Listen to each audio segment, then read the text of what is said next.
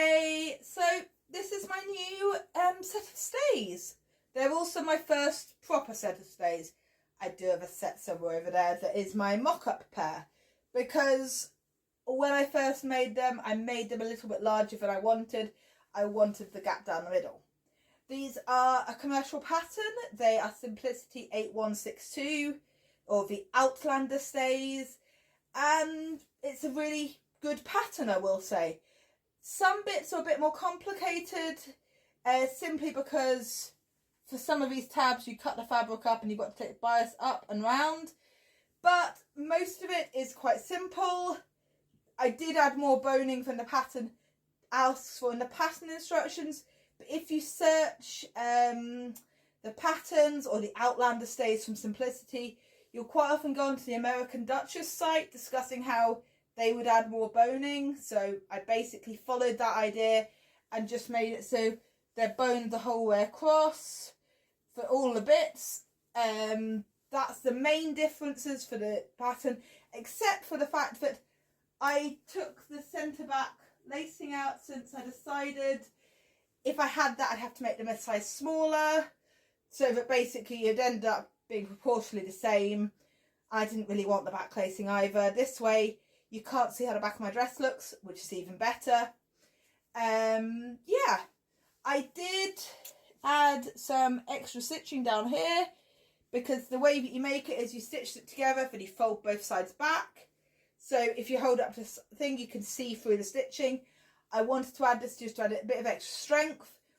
Probably would have been fine just on the sewing machine stitching, but it's decorative as well. And I added sort of a mock herringbone inspired stitch around all the bit tabs, around all the front and all the shoulder bits, basically to just give an extra layer to keep the bias on and to make it a bit more decorative, especially as I may wear it over a dress made out of the same sort of canvas. It just gives it a bit more of a sort of difference between the stays and the dress.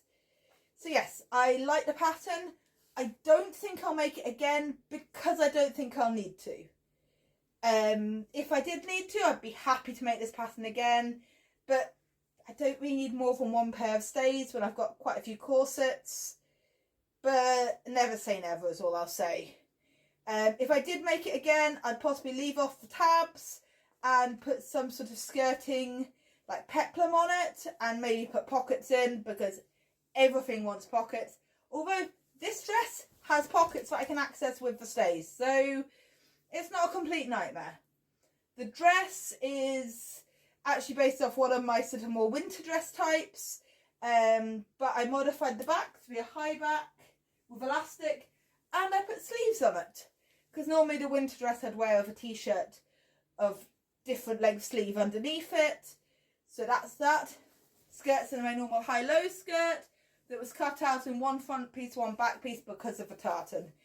It was quite a quick dress to make, except this fabric did decide to stretch. But it's a linen dead stock, I believe, that I got from Minerva, and it's lovely to work with, but it did grow quite a bit. So anyway, that's the corset and the dress. It's lovely to swish in. And I think these stays will be a lot more practical than my corsets, because they only bone to here, apart from the front panel and the back, and you can move a lot more. So it's a lot easier for getting stuff up and getting access in. So that's what I'm planning on doing with them. Wait to see how I wear them at Fantasy Forest. I may also wear them a fair bit beforehand, so you may see them quite a few times beforehand. But yes, my new stays. And in case I didn't say, the cotton canvas was from Minerva. The lace I got, can't remember where, I think it was some swap shop place. The linen for the dress was Minerva. The lining of the skirt, which you can't really see, was also Minerva. And the boning is cable ties, mainly from Screwfix.